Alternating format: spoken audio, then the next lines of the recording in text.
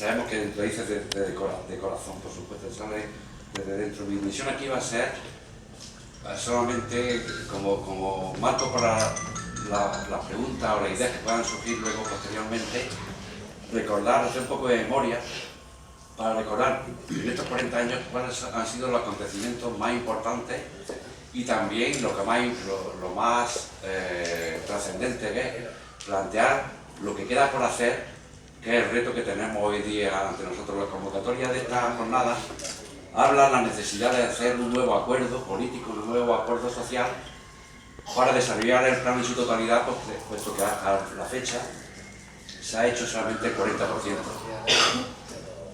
Empezaré por plantear una idea, son las fechas clave, que es aquellas cuestiones que han sido más relevantes sobre este esquema que yo planteo. Cada uno de nosotros puede añadir desde su propia experiencia, desde su propia autobiografía, las cuestiones que considere más convenientes. Es simplemente una idea inicial de las fechas clave que por supuesto empiezan cuando en el año 77, hace 40 años, se constituyó legalmente la traíña, pero todos sabemos que su actividad empezó antes. Legalmente fue el año de comienzo. La siguiente fecha que aparece, que es clave por supuesto, es cuando en el año 80 no existía todavía la Junta de Andalucía, no existía la autonomía en España, no existía el Estado de la autonomía, y el Ministerio de Obras Públicas del Estado planteó en España hacer 20 intervenciones en 20 barrios emblemáticos de toda España. Ahí concurrimos nosotros a ese concurso nacional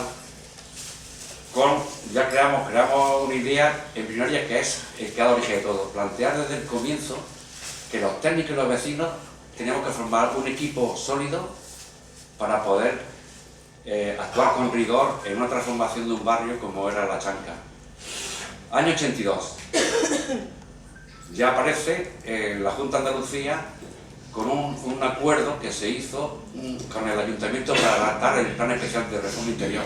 Es decir, el trabajo que el Ministerio había empezado, que ganamos el concurso aquel, se convirtió en un plan especial para que legalmente pudiéramos actuar. Año 87. Aparece ya una fecha clave que fue cuando se aprueba inicialmente el Plan Especial de Reforma Interior, y también esa presión que se hizo de aquí, o esa idea de la Asociación de Vecinos de la Traíña de celebrar las Semanas Culturales como un foro no solamente para debatir, sino también para pasárnoslo bien, donde aparece la cultura ligada a la reflexión sobre lo que el barrio debería de hacerse, ¿no? Año 89 es un año clave, puesto que el Ayuntamiento de Almería tardaba mucho en plantear las aprobaciones del plan especial. Entonces, aprovechando, yo recuerdo, por ejemplo, desde el año 89 para mí fue muy importante porque con una persona que luego fue decisiva en el desarrollo del plan, José Ángel Valente, le habían dado el premio Reina Sofía de las Letras poco antes, y se iba a hacer la visita de los Reyes de España, Juan Carlos y Sofía, en aquel momento, a Almería. A mí me encargaron que yo fuera el que me hiciera la visita guiada a los Reyes en la Cazaba, pero José Ángel Valente le había escrito a la reina una carta diciéndole que en el Ayuntamiento de Almería le iban a presentar una visita pues preparada por los sitios que se habían previamente maquillado para que lucieran bien, y los Reyes pues vieran que no había problema. Entonces urdimos una estrategia que fue que en esa visita preparábamos una serie de paneles de la Cazaba, donde se presentaba Zalí, y entre medio, en el último recinto, la Torre de la Pólvora, dejamos huecos para que se viera el barrio de fondo, como si fuera un panel más. Solo que esta vez el panel no era un dibujo, sino era la propia realidad. Entonces, al llegar a la visita, pues yo les presentaba a los Reyes el proyecto, y de pronto, y los Reyes dijeron, ¿aquello qué es? Pues La Chanca. Se ven las cuevas de las Palomas al fondo, que era la imagen más fuerte que había, y le dijimos que en ese momento el Ayuntamiento no tenía intención de aprobar el plan, que estaba dando vueltas. Entonces ese interés hizo que el alcalde Santiago Martínez Cabreja dijo, no, vamos, este año ese plan se aprueba. Efectivamente se aprobó, pero se aprobó porque desde la Asociación de Vecinos de la Traíña se hizo la Semana Cultural, la presión, y de una forma ya más de compromiso personal se hizo lo otro. Bueno, No me detengo más, el plan se aprueba definitivamente en el 90, o sea que se tardó 8 años en aprobar legalmente el plan, y a continuación pues se abre un periodo de espera de 6 años hasta que se pone en marcha. Todo muy lento, 6 años. Entre tanto se celebró la siguiente Semana Cultural, y una fecha clave fue el año 94, cuando esa vinculación que tanto celebramos, tanto nos acordamos de ella, de José Ángel Valente y de Juan Goytisolo, se convierten, la Traíña lo reconoce como socios de honor, ¿no? En el año 96, mucho tiempo pasa, ¿verdad? Desde el 82 que se empieza a hacer hasta el 96, se crea la oficina de la Chanca y se celebra también la tercera Semana Cultural. Otro hecho decisivo fue en el año 99, cuando en la Unión Europea, en el ámbito de la Unión Europea, se celebran los concursos internacionales de arquitectos jóvenes. Concurren todos los países con proyectos. La Chanca batió el récord de presentación. Recuerdo cuando en París todos los países se reunieron. Yo tuve la suerte de poder presenciar en directo cómo la Chanca centró todos los debates. Lo que estábamos haciendo interesaba no solamente al barrio, sino que interesaba en el contexto internacional. Bueno, otra cuestión que tuvo bastante interés fue que en el año 2000 Naciones Unidas, en Dubái, celebró un concurso internacional para ver las prácticas de todo el mundo que eran del máximo interés. La Chanca tuvo el máximo reconocimiento, fue la mejor práctica, y eso conllevó que la idea que se hizo aquí luego se pudiera transferir a Brasil, por ejemplo, con el programa de Lula da Silva en las favelas de Hambre Cero, y a otros sitios también por ejemplo, de Perú, de Chile, y en España, pues por supuesto, a Monjaya, a Cádiz, el barrio de Pópulo, el barrio de la Viña, a Madrid, el Instituto de Realojo e Integración Social copió la idea que nosotros estamos planteando aquí, con lo cual eso reafirmaba la idea de que lo que estamos haciendo aquí tenía un reconocimiento, estaba bien hecho, no porque lo dijéramos nosotros, sino porque los organismos internacionales así lo reconocían. No me detengo más, en el año 2001 recordáis todos la presentación del libro de la Chanca, la reedición, se hizo por supuesto se hizo aquí, pero la presentación de Sevilla y la presentación en Madrid fueron hitos también relevantes. Año 2004, lo que habíamos hecho ya se había acabado, la fase inicial estaba ya acabada, y se analizó lo que se había hecho. ¿Para qué? Para programar lo nuevo que se tendría que hacer y que está pendiente de ejecutar. Se constituye el Foro de la Chanca, impulsado por la Traíña, donde entran muchos colectivos a dar su idea para el futuro. Entonces, finalmente, pues decir que en el año 2008 se hace esa programación de nuevas actuaciones, que es lo que queda pendiente por hacer. Ahí está la sustancia. Lo hecho ya lo sabemos, conviene recordarlo, porque sin esa base no se puede avanzar. Lo que queremos hacer se puede hacer porque se ha demostrado, y además todos los organismos internacionales lo han reconocido. Y llegamos a hoy, al 2017, donde estamos aquí reunidos para continuar con la celebración del 40 aniversario. Desde el principio, cuando planteamos el trabajo, aparece como referencia siempre el libro que había escrito Juan Goytisolo y se había publicado en París, porque en España estuvo prohibido 20 años. Juan Goytisolo hace un relato valiente, comprometido, crítico, y ese es el punto de partida de lo que nosotros queríamos hacer. La situación de la memoria reciente del barrio es esa denuncia de Juan Goytisolo. Recordar que lo que había entonces eran unos 10.000 personas aproximadamente, y que casi la mitad de las viviendas eran infraviviendas, o no tenían agua, y eran pequeñísimas, y había también pues 188 cuevas y 178 casas cuevas. Analfabetismo del 25%, elevadísimo. Un nivel de instrucción primaria incompleto del 37%.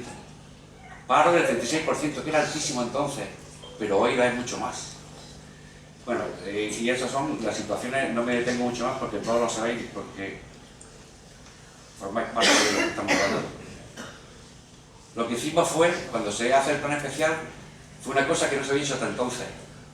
La Consejería de esa encomienda de gestión del Ayuntamiento, la Junta de Andalucía, a través de la Consejería, en aquel momento de Obras Públicas y Transporte, pues los planes especiales que se hacen y que se habían hecho hasta entonces en España eran solamente hacer vivienda y urbanización. Pero aquí lo que hicimos fue ir a contracorriente, propusimos algo más. Esta es la sustancia de todo lo que hemos hecho. Decimos, la vivienda, el techo es un derecho. La vivienda es un derecho constitucional, por supuesto, pero también lo es la sanidad, la educación, el empleo y la formación ocupacional. Y junto a esta idea de ver que sobre la persona, sobre la familia, en sus distintas formas, no solamente aparece la vivienda como un derecho, sino todo lo demás, ese fue el centro de nuestra intervención. Hicimos, por supuesto, actuaciones en infraestructura, en vivienda, pero también programas sociales que atendían a la diversidad cultural y social que están ahí en el barrio. Y, por supuesto, a una cosa que la chanca que se conoce muy bien, fomentar, impulsar y reforzar la igualdad entre las mujeres y los hombres. Todo esto que hablamos, ¿por qué se vincularon Juan Guitisuelo y Valente a este proyecto? Porque en su obra hacían lo mismo. Juan Guitisuelo rompía las barreras que había entre el relato, la novela, la poesía, toda esa disolución de la frontera, hacer una visión transversal de las cosas, era su trabajo. Pues aquí tenía lo mismo en el ámbito urbano. Y José Ángel Valente con su poesía, por supuesto, es romper los límites que la palabra, esta que hablamos, la palabra que se llama el lenguaje instrumental, él lo rompía, como hacen los poetas, y abren la palabra a una libertad plena, a una plenitud de significado. Toda esta idea, para ellos no fue una vinculación solamente afectiva, emocional, sino que bebía en las fuentes de su propia creación literaria, creación artística. El premio de la chanca, bueno, ya hemos dicho que se aprueba. Hay una idea clave que planteamos también aquí como estrategia. Planteamos dos cosas, táctica y estratégica. Táctica a corto plazo y estrategia a largo plazo. Por la idea era involucrar también, ya estaba la Junta involucrada, el Ayuntamiento y el MOPU, una inversión de 4.000 millones de pesetas aproximadamente, y con eso empezamos, y con los fondos propios de la Junta, a trabajar en 4 zonas del barrio. No me detengo porque ya ahora la veremos en plano. Y luego también añadir en la oficina algo que también iba a contracorriente, crear el equipo de asuntos sociales vinculados al empleo, cosa que todavía existe, el SUGE, la oficina del SUGE popularmente. Y en el año 2008, que aquí este es el centro de mi intervención, aparece la programación de nuevas actuaciones que está pendiente de ejecutar. Para poder intervenir, claro, el problema era que todo era urgente, pero teníamos que buscar una táctica, una forma de empezar, porque conocimos en el barrio 17 zonas con problemas parecidos, y a esas zonas le vinculamos un orden de prioridad. Todo era urgente, pero había que empezar por algún lado. Entonces, el barrio se compone, ni la ciudad es homogénea, ni el barrio es homogéneo, ni cada unidad de barrio es homogénea, pero la estrategia era marcar zonas de actuación que finalmente, con la encomienda de gestión del Ayuntamiento, a la Junta de Andalucía y a EPSA, fueron Chamberí, el Cedillo del Hambre, Cueva de las Palomas y el Barranco de Querpi. Esas 4 zonas que están marcadas, que todas conocéis, fue lo que hicimos. El resultado pues son 175 viviendas de nueva planta, aparte de las rehabilitaciones que luego veremos, que ya conocéis, no me detengo, porque aquí la imagen representa esa intervención que también era importante, porque el Ayuntamiento inicialmente quería hacer bloques de piso en altura. Decidimos que el barrio tenía que tener viviendas unifamiliares como siempre había tenido, porque la vivienda unifamiliar generada en torno a los patios permite que los vecinos tengan una forma de habitar más parecida a como siempre la han tenido, ¿no? No me detengo porque simplemente estoy recordando, porque estamos vivos y tenemos memoria, pues hacemos eso, recordar, conmemorar. A partir de ahora llega el centro de lo que yo quería decir aquí. En el año 2008 hicimos un programa de actuaciones encargado por la Administración Pública, por la empresa pública del suelo, hoy se llama Abra, y lo que hicimos fue seguir haciendo lo mismo que habíamos hecho hasta entonces. Había sido reconocido además la actuación que teníamos, se estaba copiando en España y fuera de España lo que estábamos haciendo, y dijimos, bueno, pues vamos a seguir. Tenemos programas para hacer viviendas nuevas, tenemos también programas para hacer rehabilitación de viviendas, tenemos también un programa para hacer equipamientos colectivos para todos y espacios libres, programa educativo, programa cultural y de cultura y patrimonio, programa social, programa de inserción social y laboral y programa de integración intercultural. Esa visión conjunta, y veis como un rosario, todos se reúnen en torno al mismo ideal. Todo es igualmente importante, porque muchas veces se hace una cosa y se hace otra, pero esto fue el resultado de ese trabajo intensivo, donde el Foro de la Chanca, que había alimentado la traíña, generó todos estos debates. Yo actuaba como de notario y sigo haciéndolo así. La arquitectura es un servicio, no un negocio. Por lo tanto, nuestro trabajo como técnico es dar cuenta de lo que hablamos, de lo que decidimos. De ese trabajo colectivo intensísimo que llevamos haciendo durante...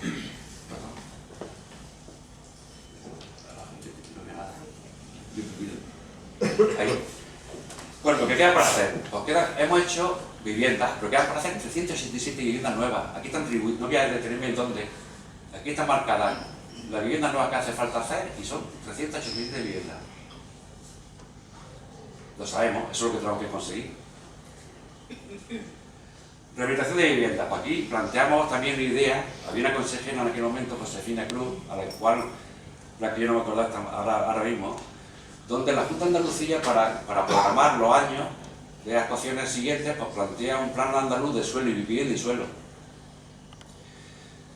A los sistemas de rehabilitación convencional le añadimos una visión para aquello que escapa a la norma, aquello que está fuera de lo que se hace convencionalmente. Planteamos la rehabilitación singular. Aquí se incluyó ese problema tan gordo que tenemos hoy día, el edificio y los patios, incluido aquí. No solamente incluimos el edificio y los patios, sino también el Colegio Socorro para convertirlo en un centro de formación profesional, el edificio del Corte, el propio edificio de la Asociación de Vecinos de Traíña, la Cueva de la Camsa. Todo lo que está en azul son actuaciones singulares. Y en esas actuaciones singulares definimos con la acuerdo con la Consejería que el 95% de lo que vale el proyecto, si son 700.000 euros, el 95% es prácticamente entero, se pudiera subvencionar. Eso es lo que está sobre la mesa. Sobre eso es lo que tenemos que seguir hablando. Será difícil conseguirlo, pero está escrito y avalado y de acuerdo con la Consejería. Claro, la crisis lo que hizo fue cortar de raíz todos estos programas. Como veis, todas las cuestiones están previstas.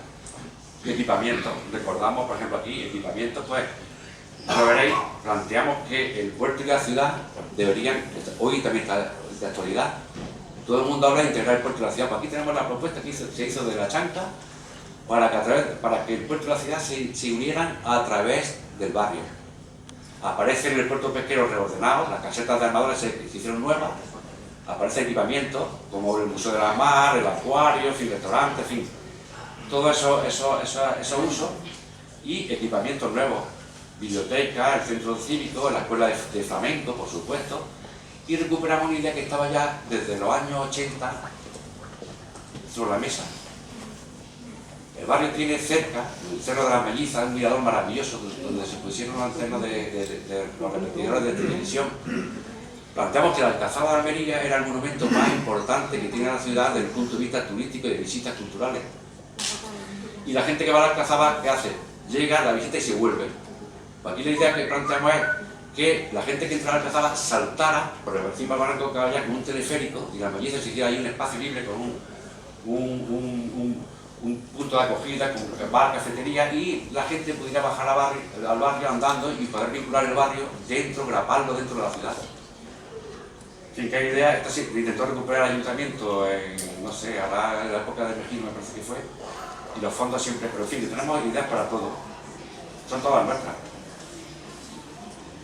Espacios libres, pues aparte de los jardines que se hagan dentro del barrio, también una idea que está todavía pendiente de hacer es consolidar todos los taludes que rodean el barrio. Hace poco ha pasado un desprendimiento justo al lado de la Escuadra de las Palomas, en la curva, cuando gira hacia el campo de fútbol. Desalojo. Ese trabajo de consolidación de los taludes y de trabajo medioambiental está pendiente por hacer. En fin. Dinero. Hablamos de dinero, ¿no? Hasta ahora, desde el año 87 al 2004, no me voy a detener. Esto lo tiene la asociación y cualquier persona interesada lo puede tener, lo puede analizar. Se han gastado casi 30 millones de euros, lo cual supone el 41% de lo que pensábamos hacer, con lo cual queda el 60%. La inversión anual en esta época pues son un dinero pequeño, 1,73 millones de euros. Para una administración pública es poco, pero en fin, quiero decir que es razonable, aunque sabemos que estos procesos de cambio son caros. Lo que queda por hacer, aquí es donde tenemos que centrarnos. Lo que está hecho lo sabemos, pero ¿qué queda? Pues quedan por hacer aproximadamente 41 millones de euros y trabajar sobre esas 387 viviendas nuevas plantas más todos los programas de rehabilitación. No me detengo porque ya... Reconocimiento internacional. Cuando se plantea a los poderes públicos que lo que queda por hacer es gordo, claro, son muchos días, pero sabemos cómo hacerlo. Sabemos cómo hacerlo. ¿Por qué? No porque lo decimos nosotros, sino porque Naciones Unidas, como he dicho al principio, dijo que la chanca era una buena práctica que podía ser de ejemplo para otros lugares de todo el mundo. Señaló una serie de criterios para que, por qué lo hayamos hecho bien. El impacto, se demostró que lo que estábamos haciendo mejoraba las condiciones de vida de las personas de una forma significativa. Que lo que habíamos hecho, partiendo de la traíña, había sido aglutinar, asociar a distintos sectores que actúan y viven en la ciudad.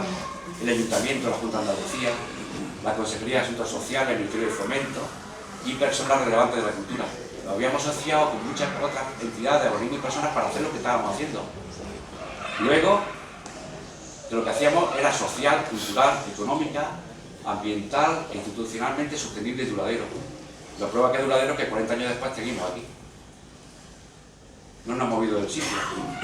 Y hay cosas que están muy bien. Fortalecimiento de la comunidad. La prueba la tiene la ciudad propia de la traíña. Se ha contribuido con lo que hemos hecho al liderazgo y fortalecimiento de la comunidad y de su capacidad de organización. Evidente. Y Naciones Unidas, en Dubái, después de los debates que se habían hecho en Estambul en el año 96, dijo que en la chanca habíamos prestado atención a los problemas de exclusión de género, culturales, étnicos y económicos. En el puerto, no solamente estábamos en el puerto, sino en ese proyecto, ese concurso público que planteó la autoridad portuaria en el 2006, planteamos la idea que habíamos debatido aquí, antes, abrir el puerto pesquero a la ciudad a través del barrio, mejorar el desarrollo y la economía, construir equipamientos culturales, reflejar en la arquitectura, la arquitectura es el cascarón de la civilización, lo importante son las personas que están detrás, por reflejar en ese cascarón los colores, el mundo mediterráneo de la chanca, crear una referencia nueva en la fachada marítima, fortalecer las relaciones humanas y culturales y crear, muy importante, puestos de trabajo para los jóvenes. Eso lo que hicimos fue ese grapaje del puerto, la chanca de la ciudad con estos recorridos. Tenemos en primer lugar el Camino Viejo de la Cansa, un proyecto ya redactado, básico, aprobado por la propia EPSA entonces, que está pendiente de ejecutar. En ese Camino Viejo romano aparecen las chancas. La gente dice, ¿dónde viene el nombre de la chanca? Pues aparecen los restos arqueológicos de esa estructura que se hacía aquí para curar boquerones, caballas, todo el pescado que se pescaba aquí se curaba. El nombre de la chanca viene de ahí. Además, el nombre de la chanca, si no lo sabéis, aparece ya escrito en el primer libro impreso que se hace en Almería en 1700. La chanca. Resto de las canteras califales. Al final se llega a las canteras con las que se construyeron la Catedral Alcazaba de Almería. Un paisaje excepcional, maravilloso. Un recorrido que planteamos desde aquí. Todos los recorridos arrancarían desde el Museo de la Mar y el acuario que se pensaba hacer en el puerto, con todo soterrando el tráfico, llegar desde el túnel de Bayaná, se mete bajo tierra, vuelve a aparecer cerca de la fuente de los peces y todo ese espacio libre se gana para el disfrute del peatón, para el disfrute de la gente. Aparece ya ese mundo de jardín, ese mundo mediterráneo que aspirábamos. No me detengo mucho más, un recorrido llegaría desde ese puerto, con aparcamientos, hasta el mirador del Cerrillo del Hambre y la Cueva de la Cansa. La Cueva de la Cansa es como una catedral, tiene plantas de cruz griega, extraordinaria, una cosa insólita que mucha gente ni conoce, que se relaciona además con una conexión con la playa de la Ola. Se oye desde esto, incluso se oye el mar. Ahí se utilizó para cría de champiñones. Con muy poco dinero puede ser objeto de un equipamiento para el barrio, social, cultural, para hacer lo que se quiera. Luego veremos nuevas propuestas. Otro recorrido llegaría hasta el mirador de la Melliza, recorrido hacia la Alcazaba y el Parque de la Olla, el casco histórico. No me detengo. Pero quiere decir que ya hay propuestas, no solamente la chanca tiene ideas para ese proyecto que nadie sabe cómo hacer, de proyecto de ciudad que todo el mundo habla, a través de la Fundación Almeriport. Pues aquí ya tenemos desde el año 2006 ya ideas concretas. Imágenes, no me voy a tener más. Estos son fotografías virtuales de cómo ese paisaje, la cubierta y todo lo que pensábamos hacer, que es casi como un crustáceo, la planta se van formando todos los usos, el museo de la mar, el acuario, los restaurantes, los puntos de cocedero de mariscos, los pescados secos, las salazones, toda la cultura culinaria del barrio se podía también tener aquí en la muestra. Aparecen en esos patios, esas plazas abiertas al mar, ese mundo de color mediterráneo, pero todos cobijados bajo ese manto verde extraordinario. Imágenes de lo mismo, aquí se ve esta fotografía grande, es la cubierta de ese conjunto de equipamiento. Un mirador maravilloso, extraordinario. El acuario, aquí veis las imágenes de cómo con los pescadores, que muchos de ellos ya han muerto, hablamos con ellos en aquel momento, para que representara ese museo de la mar, esa tradición, esa vinculación del mar con el barrio permanente, las especies que han sido objeto de la actividad económica del barrio, y también todo ese mundo de la arte de la pesca que se ha ido perdiendo para siempre, ¿no? En el Museo de la Mar. Estamos recordando, pero con aspiraciones de que se pueda convertir en alguna vez, o que se pueda aparecer en algo. Sabemos lo que queremos. A lo mejor no llegamos a esto, pero cuanto más se piensa y más se propone, más se consigue. Finalmente recordar aquí cómo ese trabajo del que partíamos, ese texto literario inmenso de Juan Goytisolo, silenciado en la dictadura aquí y publicado 20 años después, se había agotado. Entonces lo que hicimos fue plantear a la Consejería de Obras Públicas y Transporte de la Junta, Fomento y Vivienda, ahora, pues reeditar el libro La Chanca, y también esas fotografías perdidas de Carlos Pérez Siquier, que ya prácticamente había llegado al fondo, al final de su trayectoria.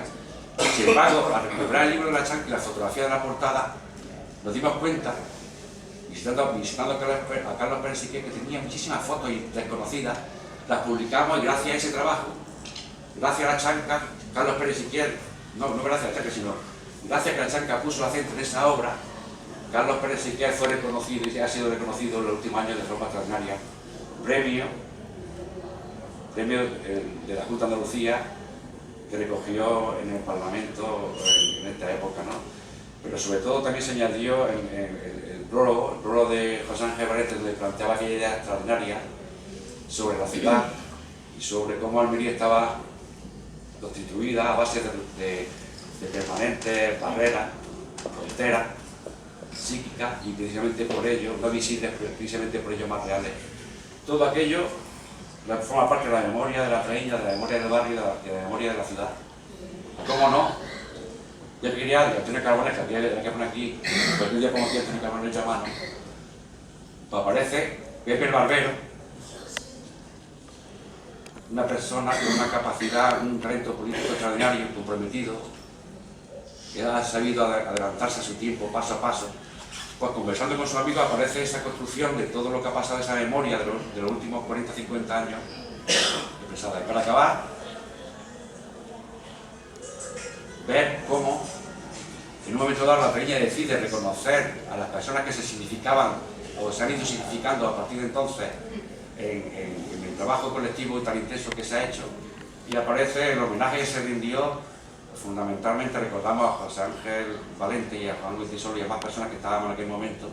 Y luego la bella Paca, que cuando a Juan Goytisolo le dieron el premio Cervantes hará 3 años, se hizo una exposición paralela en la Alcalá de Henares, y me llamaron desde Santiago de Compostela, porque ahí está la cátedra de Valente, preguntando quién es esa mujer tan guapa, maravillosa, que bailaba con ellos, y es nuestra Paca, nuestra querida Paca. Bueno, pues yo creo que ya lo que he hecho sirve de marco para poder ahora referirnos a las cosas con propiedad, saber lo que nos falta por hacer y dar la palabra a los siguientes ponentes. Mi trabajo ha sido hacer memoria, dar cuenta de lo que se ha hecho y de lo que queda por hacer, sobre todo eso.